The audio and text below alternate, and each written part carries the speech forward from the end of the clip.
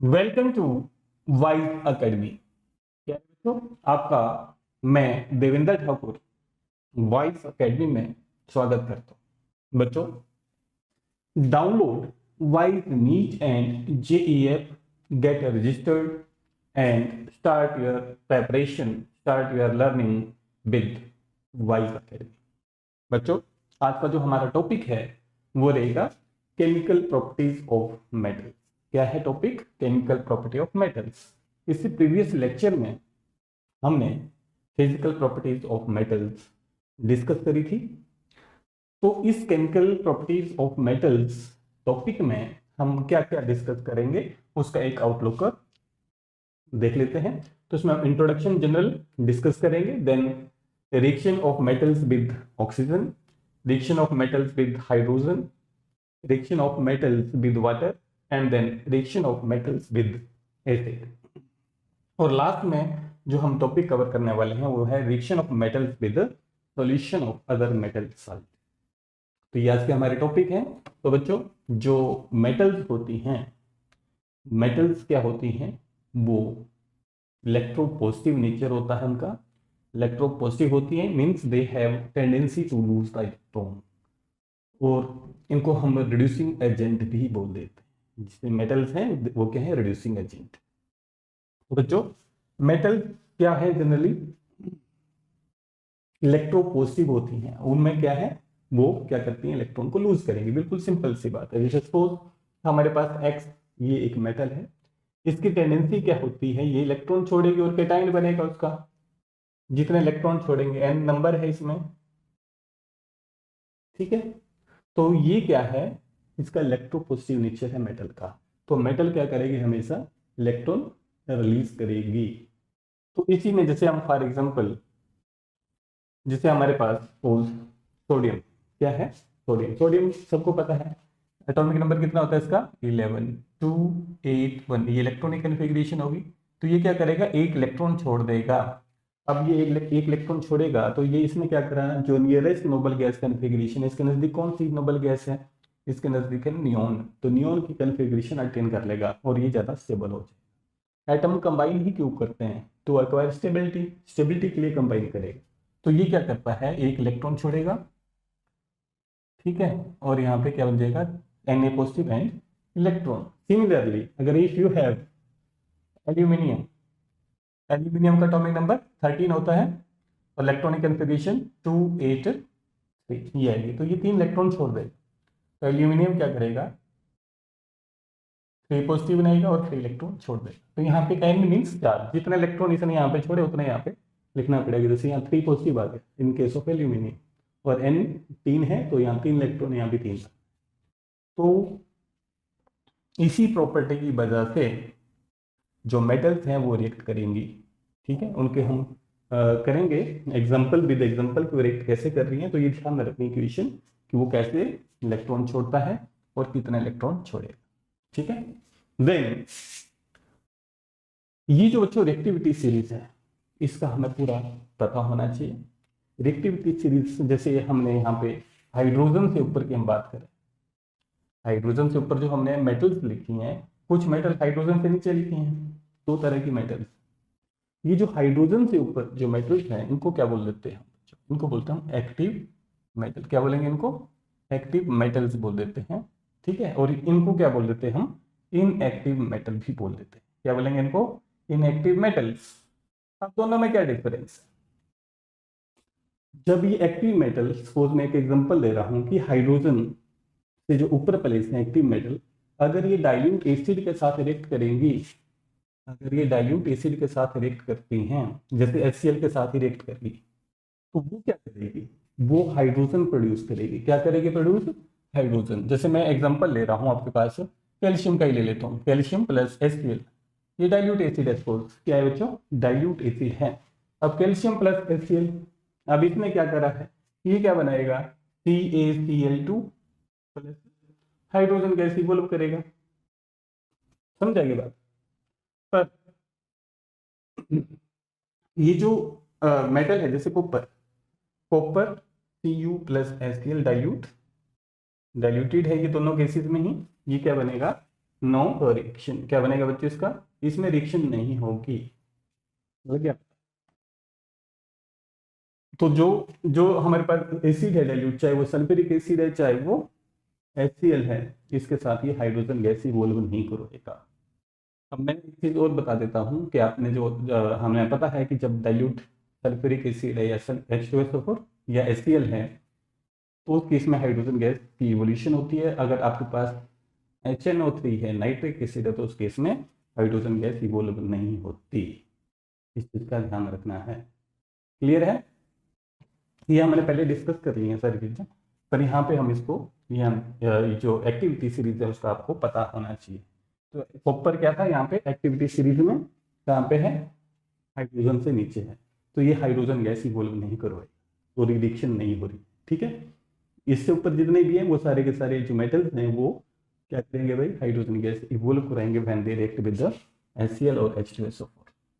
Clear है? तो activity series का हमें याद होना चाहिए, और ये काफ़ी सारी रिएक्शंस डिस्प्लेसमेंट रिएक्शन में ये हेल्प करती हैं, और हमें यहाँ से कौन ज़्यादा रिएक्टिव मेटल है उसका भी हमें पता चलता है। इन प्रॉपर्टीज की वजह से हम इनका यूज किया जाता है in even in extraction of metals के केस में भी, मेटल को हम कैसे एक्सट्रैक्ट करते हैं। Then we move to reaction with oxygen. तो ऑक्सीजन के साथ मेटल रिएक्ट कैसे करेंगे, बिल्कुल सिंपल है। Metal plus oxygen, this gives you metal oxide. क्या बनाएगी ये, मेटल ऑक्साइड। अब सारी की सारी मेटल एक तरह से तो बिहेव कर ही नहीं रही है, क्योंकि हम जो रिएक्टिविटी सीरीज देख रहे हैं उसकी, उसमें कुछ मेटल जो है बहुत ज्यादा रिएक्टिव है, कुछ लिस्ट रिएक्टिव है। ठीक है, तो उनका जो रिएक्ट करने का जो तरीका है वो अलग अलग रहेगा। ठीक है, तो रिएक्शन विद ऑक्सीजन, ऑक्सीजन के साथ वो कैसे रिएक्ट करेंगी। पोटासियम और सोडियम जो होता है they react with oxygen at room temperature. तो किसमें बच्चों बनना यही है, मेटल ऑक्साइड बनना है। पर आपने क्या ध्यान रखना है, जो हाईली रिएक्टिव मेटल है जैसे पोटासियम है और हमारे पास सोडियम है, they react with oxygen at room temperature पे ही वो रिएक्ट कर जाती है, और वो क्या बनाएगी अपने मेटल ऑक्साइड। जैसे सपोज यू है metal sodium Na plus oxygen, तो ये क्या करेगी बच्चों, ये रिएक्ट करके क्या बना देगी, Na2O।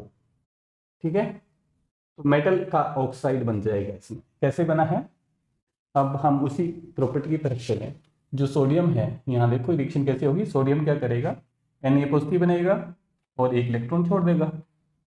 ठीक है, अब यहाँ पे ऑक्सीजन है, ऑक्सीजन ऑक्सीजन ये मेटल है, ये ऑक्सीजन नॉन मेटल है। नॉन मेटल जो है इलेक्ट्रोनेगेटिव होती है। देन हम यहाँ देखेंगे कि ये जो एक ऑक्सीजन है बच्चों, जैसे ऑक्सीजन इसका एटॉमिक नंबर कितना होता है 8, तो इसका we can say electronic configuration 2 6। तो इसको 2 इलेक्ट्रॉन और चाहिए, तो ये क्या करता है, 2 इलेक्ट्रॉन लेके क्या बन जाएगा इसका O2 नेगेटिव। अब यहाँ पे एक ऑक्सीजन कितने इलेक्ट्रॉन ले रही है, 2 इलेक्ट्रॉन ले रही है। तो यहाँ पे ऑक्सीजन कितनी है 2, 2 ऑक्सीजन है तो कितने इलेक्ट्रॉन लेगी, 4 इलेक्ट्रॉन लेगी। तो 4 इलेक्ट्रॉन कहाँ से आए, यहीं से आएंगे ना रिएक्शन से, जो रिएक्ट कर रही है, कोई दूसरा एलिमेंट तो इसको देगा नहीं। तो इसको ये जो 4 इलेक्ट्रॉन है वो सोडियम ही दे रहा है। ठीक है, जिनके बीच में रिएक्शन होगी वही देगा। तो यहाँ पे क्या आ जाएगा, इसको 4 से मल्टीप्लाई करना पड़ेगा हमें। तो यहाँ पे 2O2 नेगेटिव, ये 2 पहले लिख दिए, ये O2 नेगेटिव, क्योंकि 2 का मतलब क्या है, स्टोइकियोमेट्रिक ऑक्सीजन पे 2 ऑक्सीजन है। अब इनको जोड़ो, क्या बनना है, जोड़ना है। अब यहाँ पे कितना है बच्चे, 4Na, कितना है 4Na प्लस O2, और इलेक्ट्रॉन से 4 इलेक्ट्रॉन कट गए। दिस गिव्स यू, ये कितना है, एक पॉजिटिव है, ये 2 नेगेटिव है। तो यहाँ पे क्या हो जाएगा, Na2 जुड़ेगा ऑक्सीजन के साथ O, और यहाँ पे 2 लिख लो, क्योंकि ऑक्सीजन कितने 2। तो यहाँ पे इस तरह से ये ऑक्साइड बन गया। क्लियर है? आप पोटासियम के लिए भी ऐसे रिएक्शन कर सकते हो, मैग्नीशियम के लिए भी पोटासियम जैसे इसमें दे रखा है पोटासियम, तो पोटासियम के लिए भी आप सेम इस तरह से प्रैक्टिस कर सकते हैं, वो भी इसी तरह से रिएक्शन आएगी। देन ध्यान रखना रूम टेम्परेचर पे ही रिएक्ट कर जाता है, क्योंकि सोडियम और जो पोटासियम है they are highly reactive metals.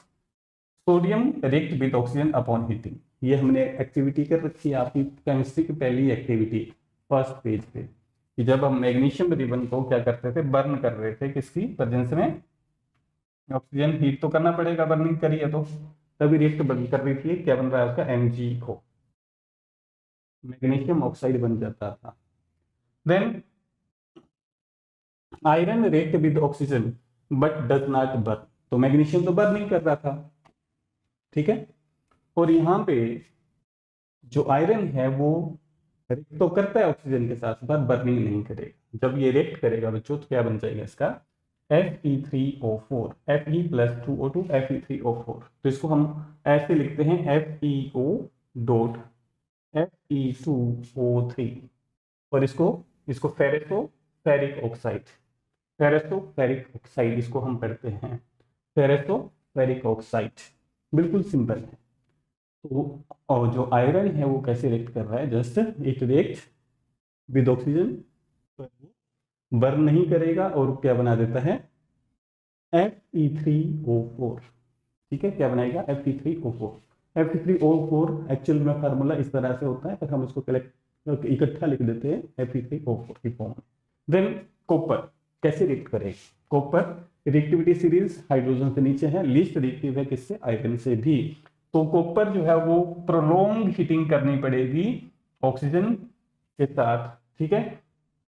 तो क्या बन जाएगा, it react with oxygen on prolong heating and it gives you CuO। क्या देगा बच्चों, ये कॉपर ऑक्साइड दे देता है। इसको बैलेंस किया जा सकता है, तो ऑक्सीजन 2 है, 2 लिख लो, कॉपर भी 2 हो जाएगा।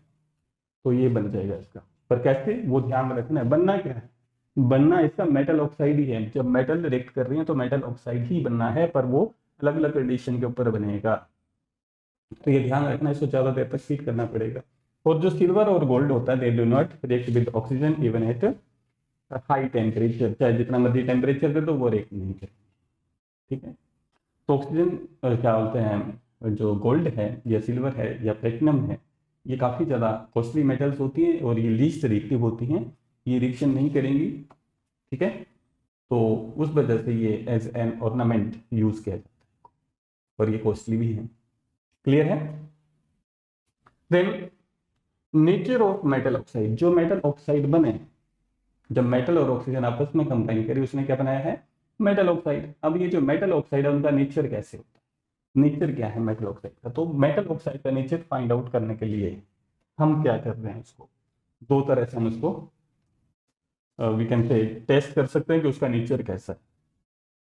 पर इसका पहला तरीका जो एक्शन विद वाटर है वहां से पता चल जाएगा। कैसे, सपोज हमारे पास मेटल ऑक्साइड बन रहा था, किसी का भी मेटल ऑक्साइड Na2O, ये भी बना था हमारे पास, बना है ना, मेटल ऑक्साइड है, ये सोडियम का ऑक्साइड है। इसमें हमने क्या करा है, वाटर के साथ इसको रिएक्ट कर, वाटर के साथ रिएक्ट करेंगे तो कैसे ये रिएक्ट करेगा। तो ये जब हम वाटर के साथ इसको रिएक्ट करेंगे बच्चों, तो इसका क्या बन जाएगा भाई, NaOH।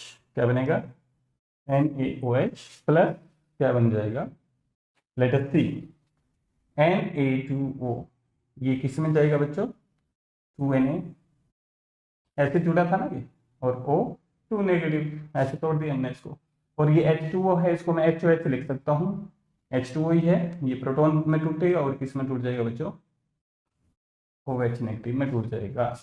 तो ये ऐसे रिएक्ट करेंगे एंड इसको हमने 2 से मल्टीप्लाई कर देना है, ठीक है। तो यहाँ पे क्या आ जाएगा हमारे पास, विजिबल है ना सबके लिए ये, तो ये क्या आएगा Na2O plus 2H2O। this gives you what, this gives you 2NaOH, 2 ये हैं 2 ये हैं, प्लस H2O, ये कट गया, तो Na2O plus H2O, this gives you only NaOH2 molecule, ठीक है। तो ये बन रहा है आपके पास। तो हमें क्या पता चला कि जब मेटल ऑक्साइड, ये जो मेटल ऑक्साइड हैं, ये जब पानी के साथ रिएक्ट करते हैं तो क्या दे रहे हैं आपके पास, बेस दे देते हैं। NaOH क्या है, सोडियम हाइड्रोक्साइड बेस। वैसे ही क्या बन रहा है, मेटल हाइड्रोक्साइड बन जाते हैं जब we can say metal oxide जो है वो बेस की तरह रिएक्ट करते हैं। तो मेटल के जो ऑक्साइड होते हैं इन जनरल हम बोल सकते हैं कि all metal oxide are basic in nature. कैसे होंगे बच्चों, बेसिक इन नेचर होते हैं। अब बेस हैं तो इसको हम किसके साथ, एसिड के साथ रिएक्ट करवा के देखें, या हमारे पास जो इंडिकेटर्स हैं उनसे भी हम इसको फाइंड आउट कर सकते हैं इनका नेचर की एसिडिक है या बेसिक है। ठीक है, अब यहाँ पे एसिड के साथ रिएक्ट करवा के देख लें। एसिड क्या है, हमने क्या लिया दोबारा Na2O। आप कोई भी ऑक्साइड ले सकते हैं, ये नहीं कि हमने Na2 ये समझने के लिए ले लिया एग्जांपल।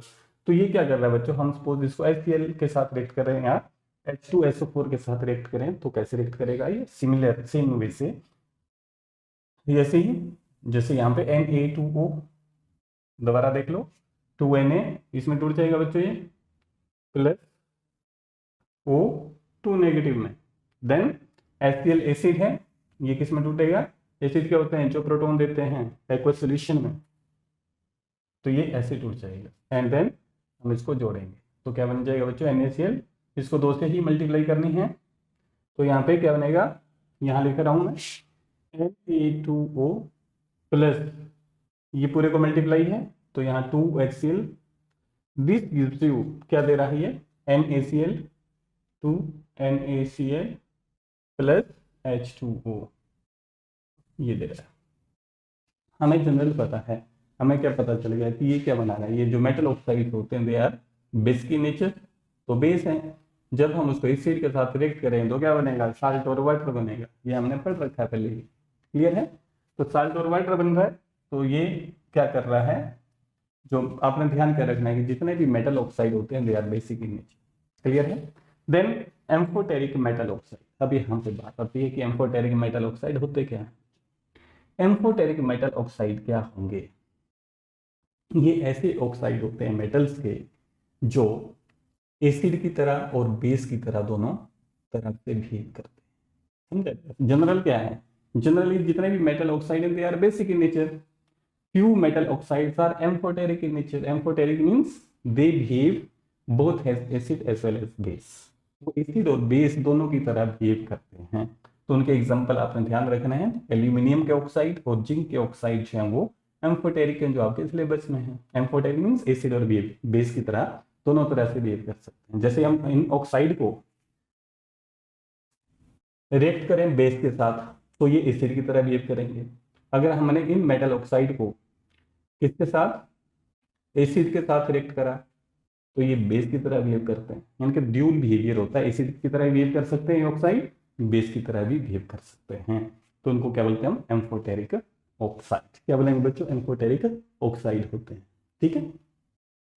अब इसमें एग्जांपल आपने ध्यान रखना है, ये कौन कौन से बच्चों, एल्यूमिनियम का ऑक्साइड है, जिंक का ऑक्साइड है, लेड का ऑक्साइड है और टिन के ऑक्साइड है, ये क्या है, एम्फोटेरिक ऑक्साइड। क्या होते हैं, एम्फोटेरिक। जैसे ये मैंने क्या बोला, जिस तरह से जनरल क्या है कि मेटल ऑक्साइड क्या होते हैं, बेसिक इन नेचर, पर कुछ मेटल ऑक्साइड क्या है, एम्फोटेरिक, यानी कि वो एसिड और बेस दोनों तरह से बिहेव कर सकते हैं। तो यहाँ पे जैसे एल्यूमिनियम का ये जो ऑक्साइड लिया है, अब इसको किसके साथ रिएक्ट करा बच्चों, एसिड के साथ, तो इस टाइम ये बेस की तरह बिहेव करेगा। जो हमारे पास जनरल जो आया था डिस्कशन प्रीवियस स्लाइड में हमने जो पढ़ा कि जितने भी मेटल ऑक्साइड होते हैं वो क्या होते हैं, बेसिक होते हैं नेचर के। तो ये बेस है, ये पता है, ये बेस है, ये एसिड है, तो क्या बनेगा, साल्ट और वाटर बनेगा, साल्ट और वाटर बन गया, समझा की बात। यहाँ पे अगेन एल्यूमिनियम ऑक्साइड, अब इसमें हमने क्या करा, बेस डाला है, क्या डाला है, बेस, तो बेस डाला है तो इस टाइम ये एसिड, इस टाइम ये किसकी तरह बिहेव कर रहा था, ऊपर वाले इक्वेशन में इसमें ये बेस की तरह बिहेव कर रहा था, अब इसमें ये किसकी तरह बिहेव कर रहा है, एसिड की तरह बिहेव करेगा, सेकंड वाली इक्वेशन में एसिड की तरह बिहेव करेगा। तो ये बेस है, तो ये बेस के साथ जब रिएक्ट करेगा तो दोबारा क्या बनेगा, साल्ट और वाटर बनेगा, क्या बनेगा, साल्ट और water, NaLO2 plus H2O। And then एक और एग्जांपल है इसमें ZNO, इनके साथ भी कर सकते हो। ZNO यहाँ अब इसको पहले एसिड के साथ ट्रीट करा तो ये बेस की तरह बिहेव कर रहा है, कैसे, बेस की तरह। अब बेस की तरह बिहेव करेगा तो अगेन साल्ट एंड वाटर ही बनेगा, एसिड बेस ही बन रहे हैं, और कुछ नहीं है। क्या बनेगा बच्चों, साल्ट एंड वाटर बनेगा। सिमिलरली जब इसको हमने बेस के साथ ट्रीट करा तो इस टाइम ये एसिड की तरह बिहेव करेगा, कैसे बिहेव कर रहा है, एसिड की तरह, तो इस टाइम ये एसिड की तरह बिहेव कर रहा है, तो अगेन क्या बनेगा, साल्ट एंड वाटर बनेगा। ये रिएक्शन हमने पहले भी डिस्कस कर रखी है ना डिटेल में, ये रिएक्शन हमने डिटेल में डिस्कस कर रखी है, क्लियर है। Then reaction with hydrogen, hydrogen के साथ मेटल कैसे रिएक्ट करेंगे, हाइड्रोजन के साथ जब मेटल रिएक्ट करता है तो क्या बनता है बच्चों, मेटल हाइड्राइड बन जाता है, क्या बनेगा, हाइड्राइड, मेटल हाइड्राइड। जैसे सोडियम के साथ हाइड्रोजन ने रिएक्ट करा तो this gives you sodium hydride, calcium के साथ रिएक्ट करा तो कैल्शियम हाइड्राइड। समझ? तो ये क्या बन रहा है, मेटल हाइड्राइड। अभी जो मेटल हाइड्राइड्स होते हैं इनका नेचर क्या है, ये एसिडिक होंगे या बेसिक होंगे, तो दोबारा हमें वाटर की हेल्प से इसको फाइंड आउट करना है। तो जितने भी मेटल हाइड्राइड्स होते हैं बच्चों, ये याद रखना है कैसे होते हैं, बेसिक इन नेचर। और ये क्या बनाते हैं, हाइड्रोक्साइड बनाते हैं विद इवोल्यूशन ऑफ हाइड्रोजन। क्या बनेगा, हाइड्रोजन। जब ये हाइड्राइड है, जैसे सपोज NaH, ये अगर हम इसको H2O में भी डालें तो क्या बन जाएगा इसका, NaOH बन जाएगा बच्चों, और साथ में हाइड्रोजन गैस ही। ठीक है, तो ये हाइड्रोजन की इवोल्यूशन होती है। और ये हमें पता है कि ये भी क्या है भाई, मेटल ऑक्साइड की तरह ये भी बेसिक नेचर होते हैं। मेटल हाइड्राइड और metal oxide both are in general basic in nature. क्या है, बेसिक होते हैं। Then reaction of metal with water, पानी के साथ मेटल कैसे रिएक्ट करेगी। अब फॉर्मेशन क्या होगा, ऑक्साइड और हाइड्रोक्साइड। तो क्या बनेगा बच्चों, हाइड्रोक्साइड भी बन जाएगा, ऑक्साइड भी बन जाएगा। मेटल प्लस वाटर, तो ये क्या बनाएगी, मेटल ऑक्साइड देगी आपको इन जनरल, और हाइड्रोजन की गैस की इवोल्यूशन होगी। और यही मेटल ऑक्साइड है अगेन, वो तो हमें पता ही है कि उसको वाटर के साथ जब हम ट्रीट करते हैं तो मेटल ऑक्साइड जो है वो मेटल हाइड्रोक्साइड में बन जाते हैं, जो उसका बेसिक नेचर बताती है। अब जैसे बच्चों ये हमें पता है कि जो सोडियम और पोटासियम है ये हाईली रिएक्टिव मेटल्स होती हैं, और उनको क्या करते हैं, ये काफी रिएक्टिव है, और ये कोल्ड वाटर के साथ क्या करती हैं, रिएक्ट करके आग फायर कैच कर लेती हैं। और ये जो फायर होती है ये मेटल नहीं कैच करती एक्चुअली में, यहाँ पे जो हाइड्रोजन गैस इवोल्व होती है, हाइड्रोजन गैस इवोल्व होगी ना, यहाँ पे ये वाली हाइड्रोजन गैस इवोल्व होती है। तो ये जो हाइड्रोजन गैस है ये आग पकड़ लेती है, फायर पकड़ लेती है, क्योंकि हाइड्रोजन गैस की इग्निशन जो टेम्परेचर है, इग्निशन पॉइंट है, वो काफ़ी कम होता है। इसलिए हाइड्रोजन गैस क्या करती है, वो आग जल्दी पकड़ लेती है। ये जो हाईली एक्सोथर्मिक है, ये रिएक्शन वायलेंटली रिएक्ट करते हैं। इसलिए ये जो सोडियम और पोटेशियम है बच्चों, इनको हम कहाँ रखते हैं, इनको रखते हैं केरोसिन ऑयल में, ताकि वो एयर मॉइस्चर और वाटर के कंटेक्ट में ना आए। इसलिए इनको कहाँ रखा जाएगा, केरोसिन ऑयल में। तो यह काफी रिएक्टिव होती है। तो मेटल प्लस वाटर, जैसे सपोज यू हैव सोडियम और इसको हम वाटर के साथ रिएक्ट कर रहे हैं HOH, तो क्या कैसे रिएक्ट करेगी हमें पता है। जो सोडियम है वो क्या करेगा, Na पॉजिटिव प्लस इलेक्ट्रॉन, और यहाँ पे ये water H2O, this gives you H positive plus OH negative. अब यहाँ पे इनको देख लो क्या बनेगा, यहाँ पे, हाँ ठीक है, यहाँ पे क्या बन रहा है बच्चों, ये रिएक्ट पानी के साथ कर रही है, तो ये NaOH प्लस हाइड्रोजन गैस, क्या बन रहा है, NaOH प्लस हाइड्रोजन गैस। इसको ध्यान रखना, इसको भी 2 से मल्टीप्लाई करना पड़ेगा हमें, इसको भी 2 से ही मल्टीप्लाई करना पड़ेगा, तभी हमारे पास इक्वेशन आएगी। ठीक है, तो यहाँ पे 2Na कंप्लीट रिएक्शन लिखनी हो, plus 2H2O, this gives you 2NaOH plus H2। ये जो हाइड्रोजन गैस इवोल्व हुई बच्चों, यही हाइड्रोजन गैस जो है वो क्या करती है, आग पकड़ती है, फायर कैच कर लेती है, क्योंकि इसका इग्निशन पॉइंट कम होता है। तो हमें पता लग गया कि ये हाइड्रोजन गैस इवोल्व होती है। कुछ मेटल जो होती हैं बच्चों, वो मेटल ऑक्साइड भी बनाएंगी, जरूरी नहीं है, कुछ हाइड्रोक्साइड बना रही है, कुछ ये हाईली एक्टिव मेटल्स और लेस एक्टिव मेटल्स की बात करें हम, तो उनकी बात होती है। Calcium react with water less violently, calcium भी क्या कर रहा है, वो वाटर के साथ रिएक्ट करेगा, पर वो रिएक्शन लेस वायलेंट होगी। सोडियम और पोटेशियम की जितनी वायलेंट होती है उतनी नहीं होगी, पर ये भी रिएक्ट करेगा। तो कैल्शियम है, calcium it react with water and जो बनाएगा वो less violently CaOH twice plus hydrogen, इस तरह से रिएक्ट करते हैं। Then we will move towards the magnesium. अब ये जो बच्चों मैग्नीशियम है वो वाटर के साथ कब रिएक्ट करेगा, हीट करने पे ही। ठीक है, जब हम उसकी हीटिंग करेंगे तभी वो क्या करेगा, रिएक्ट करेगा। जैसे Mg है, उसको हम अपने वाटर के साथ रिएक्ट करना है, तो क्या करना पड़ेगा बच्चों, इसको हीट करना है, और उसके बाद जो इसकी रिएक्शन बनेगी, जो आएगा हमारे पास, उसको आप कर सकते हैं। जैसे सपोज मैग्नीशियम Mg, ये क्या कर रहा है, Mg 2 positive plus 2 electropositive nature है।